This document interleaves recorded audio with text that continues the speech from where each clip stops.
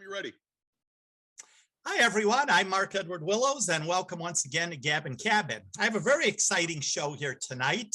We all grew up with this. There's probably someone out there saying, what is that? Well, it is a transistor radio. This radio dates back to 1967. And radio has been around since 1895. That is when it was invented. And believe it or not, it is still popular today. And we are going to discuss radio, its future, its past. We're just going to talk about the industry. And I have legends that are joining me here today. First of all, from Light FM in Chicago, Robin Rock, who actually has the #1 show in Chicago. I think we can applaud her on that. Yeah. Robin, welcome to the program. Thank you. Thank you. Joining me also is Gary Spears, who has worked several radio stations around the country. He is now retired, but a veteran in the industry. Gary, welcome. Yes, thank you very much. It's good to be here tonight. I am very relaxed as always, so looking forward to this. And also we have Mr. Ken Cocker, who is another veteran of the radio industry. He has been on the radio.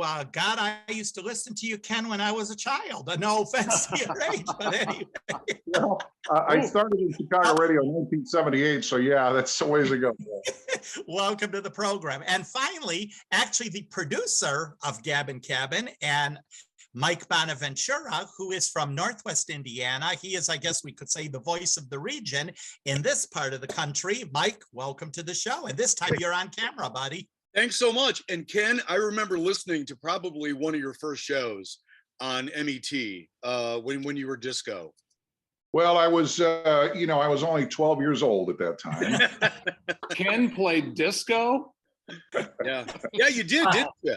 Hard to believe. Well, guys, you all have been in radio for many, many years. I don't want to make it sound like you're old, but you have been there. You are veterans in the field.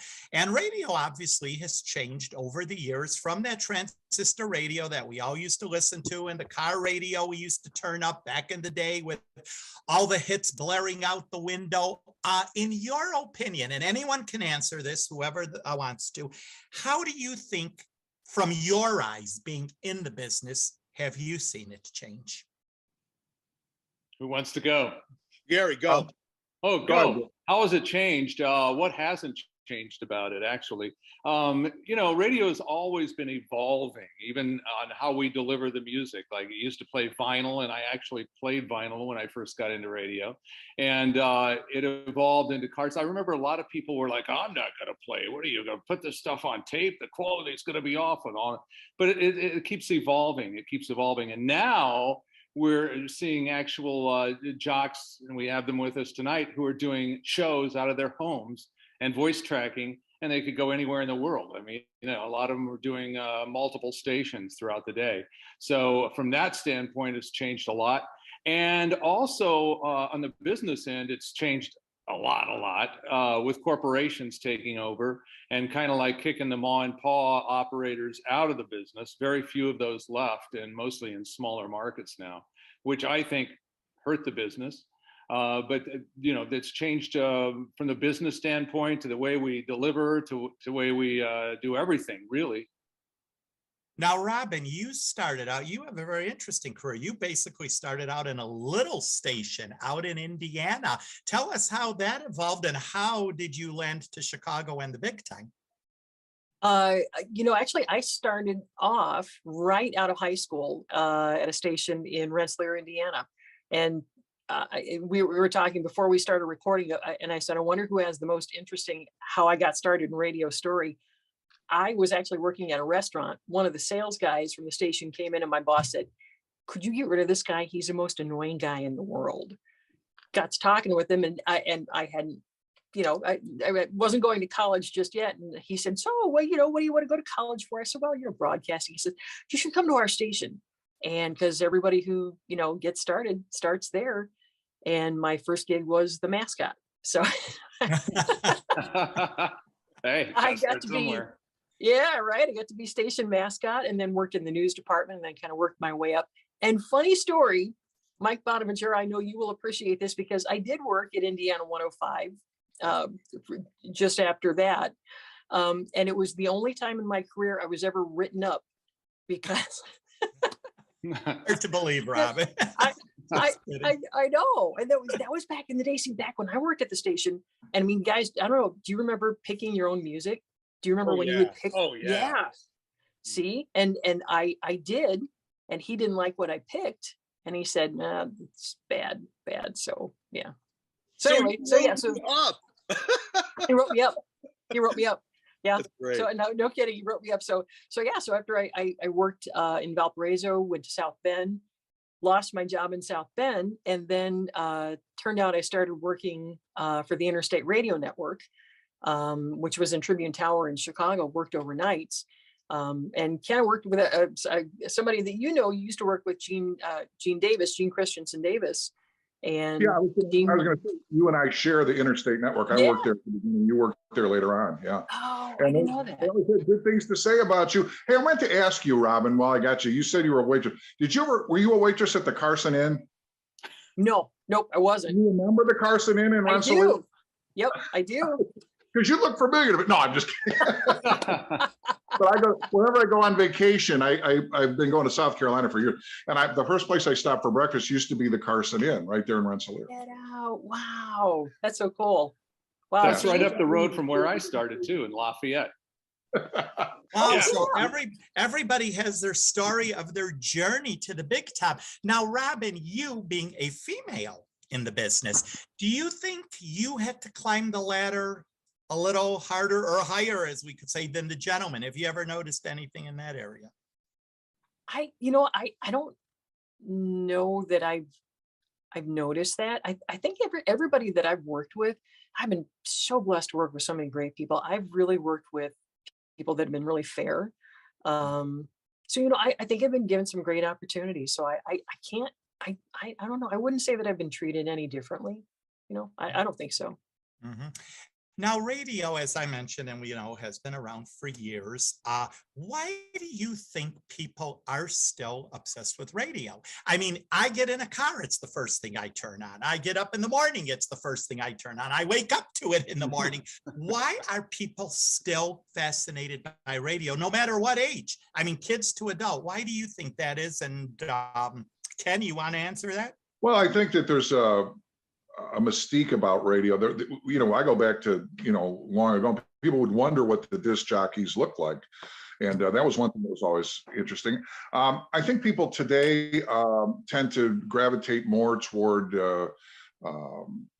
stations that offer something a little different than other ones do. And at the major market level, you can do that. I'm talking about contests and that kind of stuff that the big stations can offer people. And that's something a little bit different. I remember I've given away cars. I even gave away a home on a radio station one time. When I started at US 99, it was the first 3 weeks we gave away 20 grand in 2 weeks. I think that's part of it too. The idea, the allure of winning some money, winning some prize. I mean, that's so cool. You win a home. I mean, that's incredible when you think about it. Yeah, right. That's the sort of thing that is interesting to people. Yeah. Now with social media today and everything so out there, as Ken just mentioned, back in the day, everybody visualized you different. We all had our own picture of you, but today people know you and you are out there.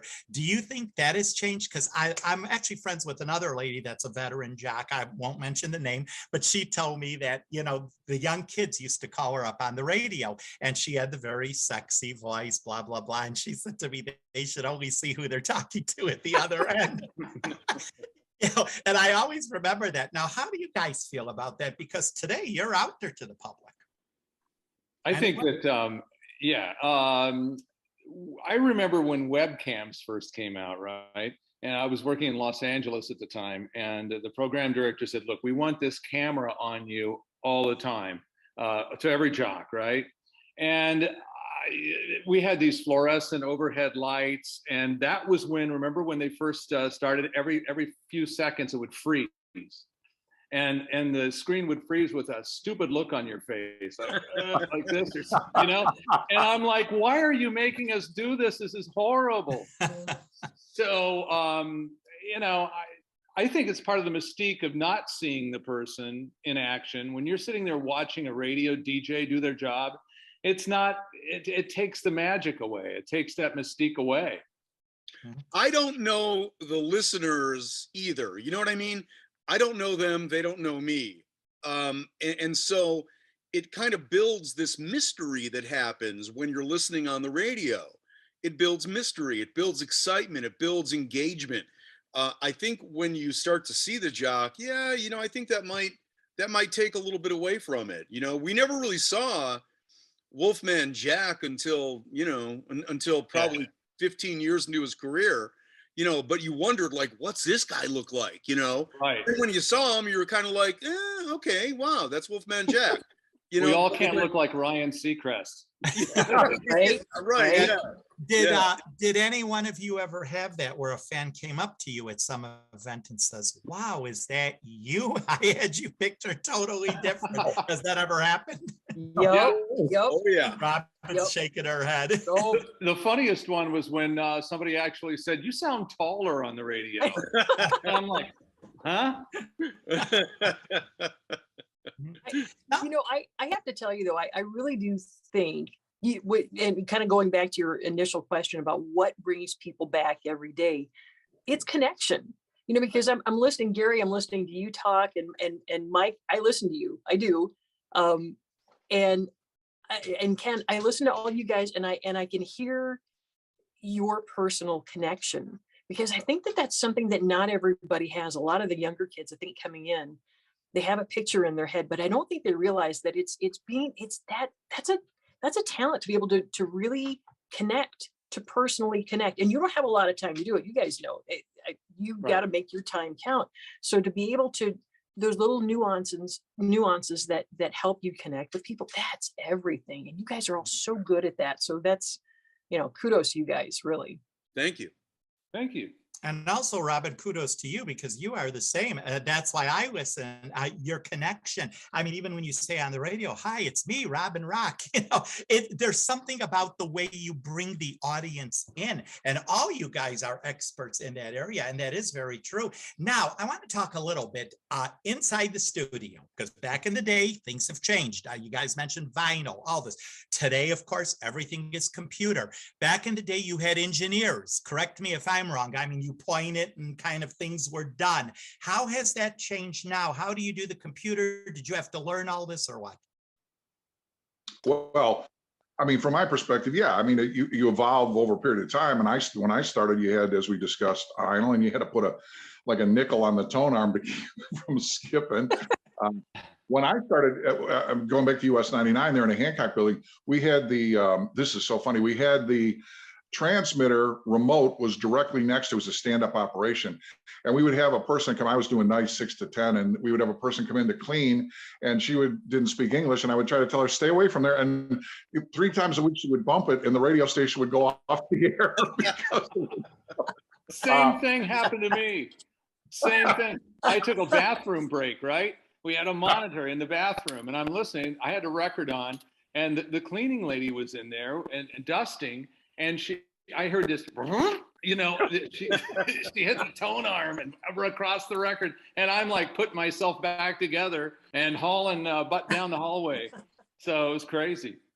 So when I was at WJOB, we used to, I did the night shift. I started there at night.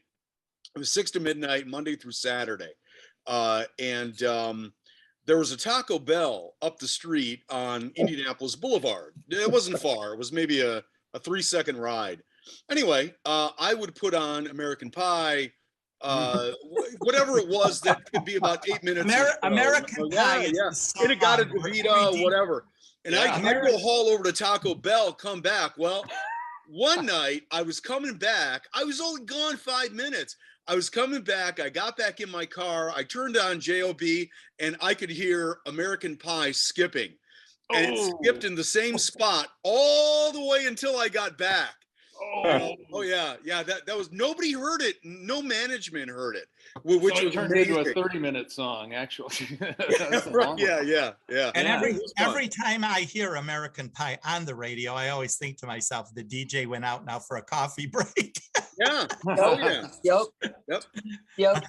Now, what I mentioned with the computers, how has that changed? Do you find all this technology easier to be on the radio than back in the day? What's your take on that? Anyone, I'll throw it out there. Robin. Go ahead.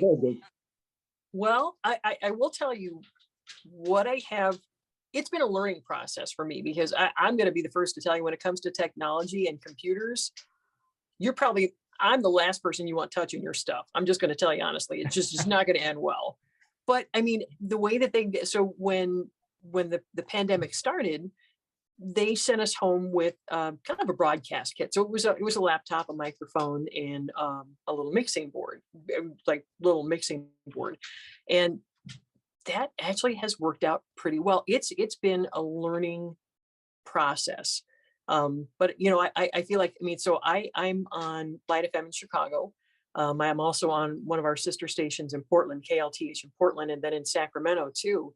And by having this technology, you know, it makes it easier to kind of, you know, get all of that done and still, you know, it sounds like you're right there, like you're in the studio. So it's been a learning curve. It really has, because this is a new system that they've put in. And so there's certainly been some bumps in the road and some emergency calls to our engineer going, what did I do?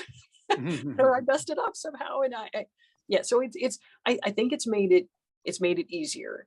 You know, I don't know. Do you guys working with any kind of technology like that? Well, when Gary and I worked at JMK, it was Audio Vault. Now that I'm doing a number of stations, I have to learn different. And similar to Robin's situation, I have a little mixing board and a microphone and a laptop, and I'm, farming it out to Waco, Texas, or Portland, or South Carolina. But I have 4 stations. I do. All 4 have different software. Wide Orbit is one, Audio Vault's another, Playout one is another. So you've got to learn. In my case, you have to learn 4 different softwares, and it's a little bit disconcerting sometimes, because you're like, okay, once you get the rhythm, it's all right, but it takes a while it's much different than what it used to be. And obviously Robin's doing 3 stations and I'm doing 4, and you didn't do that. You had just 1 station. So that's what's changed about it. Are you doing different formats, or is it all just one show? I'm doing classic country and oldies are the 2 formats that I'm doing on 4 different stations. Now, let me ask you guys this: besides the equipment in the house, how is working in the home a little different for sound quality and everything? Because obviously studios are soundproof, all this. Robin, what happens if the doorbell rings or the siren is blowing? Then, or is your home are you in an area designed more like a studio? So we have like a library, downstairs library in our house, and you can kind of see it around me. I've got God love my husband. He put together moving blankets and PVC pipe, and it's awesome because like right now, this time of year, it's toasty warm.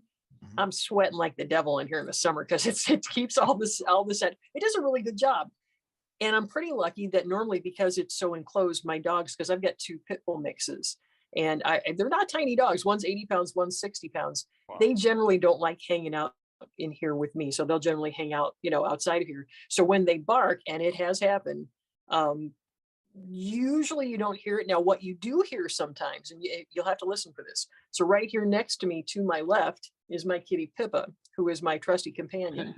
And Pippa has a little bell collar on, so a lot of times you'll hear her because she'll come walking over my board and she'll shake her head and you'll hear the collar. And so it's just subtle enough though that more times than not the music will bury that. So Sarah.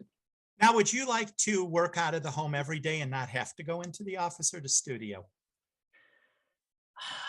You know what? Right now, I'm really comfortable here. My pets would miss me, but but I do. What I've noticed, and I don't know if you guys have noticed this too, if you're working from home or just home a little bit more. It's really, you realize 2 things when you're out there. You realize how much you miss actually interacting with people, but then you also realize how you're a little more maybe socially awkward, because you're so used to working, it's so quiet. And I mean, I was telling you earlier, I freaked out a little bit because I thought we were on an hour earlier, and I was like, this morning, I was like, oh no, because this morning I went out, I worked out, took my dogs out for a walk in the rain, just kind of put my hair back into a bun. And I was like, Lord Jesus, I'm going to be on camera. This is bad. So, a long time. So, All right, now with all this technology, everything, what do you think the future is going to be? Where do you see radio? Let's go a little out there, 10 years from now. Anybody? Get out my crystal ball here. Nice. I think radio will keep evolving. Hopefully, it will still be around in the form that we know now. It's changing so quickly, but I think there's always going to be a need for radio. I think what radio really needs to get back, if you want my honest opinion, we really need to get back into the personalities a little bit more. I, for instance, where I live down here in Florida, a smaller town, we don't have any live and local jocks at all, hardly. I mean, everybody's broadcasting from another city. You know, I would listen if somebody were relating to things that I see and do every day. Somebody who was in the market, I would listen to that. But not to take anything away from the voice tracking thing, because I know you guys are doing it at all. But I just think radio should probably get back into more live and local programming. I agree. Yeah. No question. Yeah. Mike, everybody's in agreement. Yeah, because I remember too, as a kid growing up, you know, it was always the time, the weather, the temperature, the airport, the whatever. It was the real down home feeling, where today you're listening to someone that's 1,000 miles away. And again, as we spoke earlier, Robin, about the connection, I feel like the connection is not there. That's my personal opinion. So but yeah, that's true. It's true. But I will say this too. So for the markets that I'm on, and Ken, I don't know if it's the same for you, but I make sure I do my show prep for those markets. Mm-hmm. I want to know what, like, well, for instance, in Sacramento, they had the mass killing there. So that's been something that I've been cognizant of, and certainly, you know, watching and making sure that I'm on topic with that, you know, knowing what's happening with the weather in Portland. Portland's got, you know, a nice 75-degree day coming up tomorrow. Lucky them. So, I mean, just trying to stay, because I think you do a disservice. I really do. If you are in one city and recording in another, for the same reason, I feel like we're missing some of that personality. Yeah. If you're going to be in another market, I really feel like you're doing a disservice if you don't know what's going on there. You shouldn't be able to connect. Thank God for the internet, because when I was voice tracking, I was at KISS FM in LA when I was voice tracking for Atlanta, I remember, and I would go online every day to find, you know, specific news, local news for Atlanta. And you got to be real careful too, because you know, you can mispronounce a name, and if you do, your credibility is down the tubes real quick. So I would call friends, hey, how do you know, what do you guys call this or whatever? You know, it's very important. Good point. I think if you generalize a little bit, like if I'm doing Waco, Texas, I'll look at the forecast, but forecasts are never 100% right. So you might say something along the line, hey, be in the 70s instead of saying 78 or 75. The operations people at the stations that I work for will send me little tidbits and promos that I can use, and that seems to, you know, kind of help localize things just a little bit, but it's difficult. But the original question about how in 10 years what's going to happen, I think you're going to see more integration with the internet, with stations. For instance, there's many, and I don't know if you guys heard about this, but there's many big time AM stations that are simply giving their licenses back to the FCC, like WIBC in Indianapolis. And Gary, I know you know that, I assume you know it too, Robin, was the biggest station in Indiana. They gave the license back because they couldn't make any money with a 50,000 watt radio station. Crazy. I think we'll continue to see more of that. Yeah, eventually there's going to be one DJ for the whole country. Oh no, please, Gary. Now, what do you think of streaming? You know, because I was always like a fan of WBZ radio in Boston. And, you know, back in the day, it filtered in whenever it wanted to filter in at night. Now you can listen to it anytime, 24 hours. How do you think that has improved with you? I mean, Robin, I know people that listen to you in Los Angeles every day. So, I mean, how do you guys feel about that? Do you think that has helped radio now that anyone can listen anywhere? I think it confuses the market in some cases. I think it's good that I can listen to, you know, my buddy Mike Fry in Kansas City every day if I want. But I think on the other side of the coin, if I live in Kansas City and I can get the radio station, why do I need to pick up the stream? You know, there are things about it I like and things about it I really don't care for. I think though that it's going to continue, and I think it's going to be the way that, you know, that we're going to go. I mean, this right here rules the roost. So whatever we get on this is what's going to happen. Yeah, Robin, that's very true. Because I know your station, Light FM, all the apps, everything. How do you feel about all of that? I will tell you that I like it, and the reason that I do like it is because I think of one story specifically, and that is I had a college kid over the holidays who actually called and said, "Hey, I just wanted you to know that," and I forget where, Texas maybe, and she said, "I miss my mom. I can't come home. I miss my family, but I feel like it's home because I can listen to you on the stream." Oh, that's So cool. yeah, so I mean that I guess I feel a little differently because I hear that, and it just that makes me happy. I mean things, no doubt, things are changing. Technology is changing. I mean, geez, this time next year, what new things will we see? What new ways of measuring ratings will we see? I don't know, but I know the one thing we do have, and that's personal connection. That's what we have, and that's what we're good at. We'll keep doing that. How do you guys feel about ratings? Because sometimes you talk to people and, everybody has their opinion. How do you feel about it? Anybody want to chime in? I think the sampling is too small, always has been. Oh, yeah. Like when they would send diaries out, the old Arbitron diaries, they would take a market like, I don't know how many they used in like Chicago, but it was a handful of people.